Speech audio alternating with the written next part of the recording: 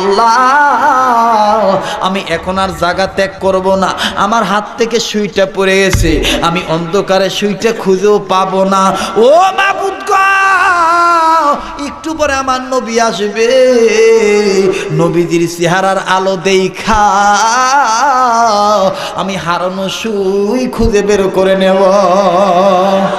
বাদান এবার বিশ্বনবী যখন ঘরের ভিতর আসলেন, এশারের নামাজ পড়ে যখন ঘরের ভিতরে ঢুকলেন, মা আয়েশা সরাসরি বাড়ির ঘরের মেঝের দিকে নজর করলেন। আমার নবীজির চেহারার আলোর বরকতের আলো এমন ভাবে ঘরের ভিতর টর্চ লাইটের মতন ফোকাসিং হয়ে গেল।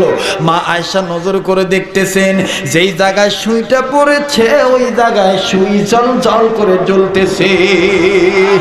মা আয়েশা সুইটা আস্তে করে খুঁজে নিয়ে বললেন আলহামদুলিল্লাহ।